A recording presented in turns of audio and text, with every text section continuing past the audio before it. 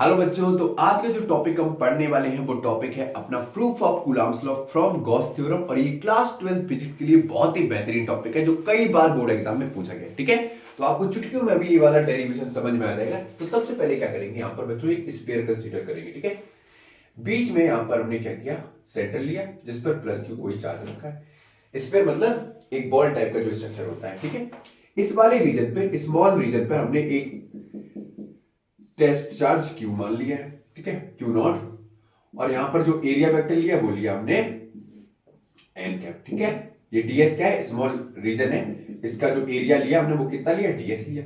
अब आपको पता है बच्चों, जो प्लस Q से जो इलेक्ट्रिक फील्ड लाइंस होती हैं वो कैसी होती हैं, बाहर जाती हुई निकलती हैं। इलेक्ट्रिक फील्ड कैसी होती है, away from the plus Q charge, मतलब जो डायरेक्शन होगी इलेक्ट्रिक फील्ड लाइंस की वो कैसी होगी, आउटवर्ड होगी। ठीक है, तो ये हो गई इलेक्ट्रिक फील्ड की डायरेक्शन। यहां पर टेस्ट चार्ज रखा है और इन दोनों के बीच की जो दूरी है बच्चों वो कितनी है, ठीक है।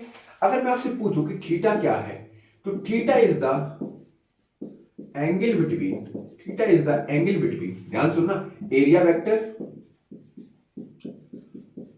एंड इलेक्ट्रिक फील्ड, है ना, ऐसा ही तो होगा। थीटा जो होगा वो angle between the area vector and electric field होगा। अब एंगल कितना होगा बच्चों, जीरो होगा। थीटा कितना होगा, जीरो होगा, है ना। फ्लक्स का फॉर्मूला आप सभी ने पढ़ रखा है। फ्लक्स का फॉर्मूला कितना होता है बच्चों, फाई बराबर होता है फाई ई डॉट ds। बेटा डॉट हटाएंगे तो यहां पर आ जाएगा phi E ds cos theta. Theta कितना है अपना, जीरो है, और cos जीरो बेटा कितना होता है, 1 होता है। cos जीरो कितना होता है, 1 होता है। तो सिंपली अगर हम इसको सॉल्व करेंगे बच्चों, तो यहां पर हमको क्या मिल जाएगा, फाई ई ds आएगा। ठीक, अब इलेक्ट्रिक फील्ड तो कांस्टेंट है, तो हमने इसको क्या ले लिया, बाहर ले लिया। इलेक्ट्रिक फील्ड को कैसा ले लिया, बाहर ले लिया, तो ये तो आ गया बाहर।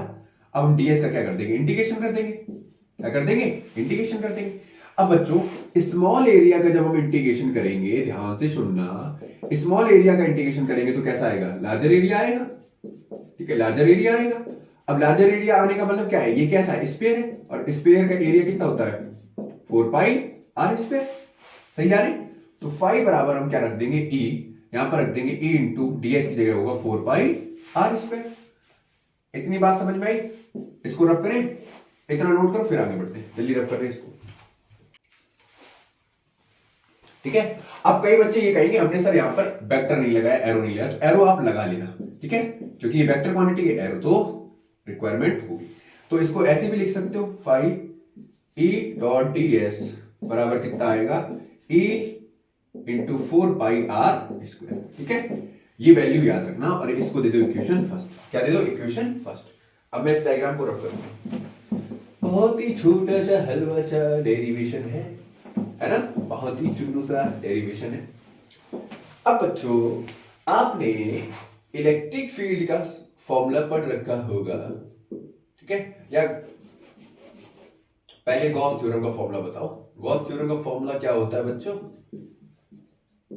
गॉस थ्योरम का फॉर्मूला क्या होता है, फाई बराबर q अपॉन एप्सिलॉन नॉट, यही तो होता है, q बराबर एप्सिलॉन नॉट।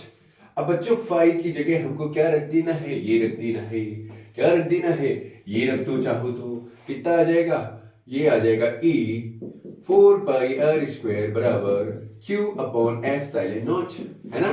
ठीक है sir, from the formula of electric field, from the formula of electric field, passengers may have attention please, सोना नहीं है बच्चों, इधर उधर ध्यान नहीं भटकाना है।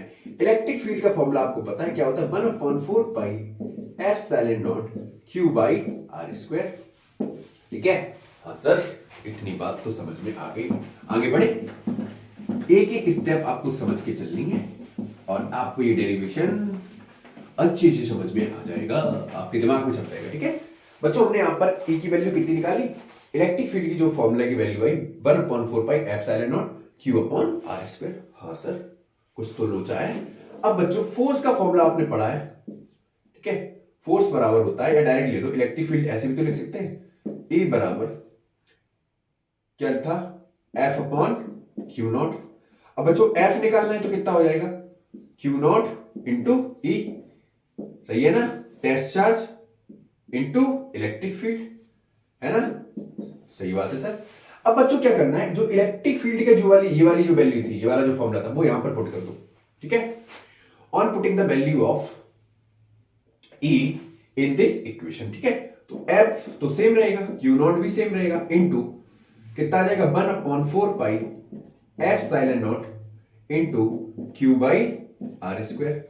इसको अगर और अच्छे से लिखोगे आप तो ये आएगा F बराबर 1/4 पाई एप्सिलॉन नॉट, पहला तो Q into Q nought upon R square.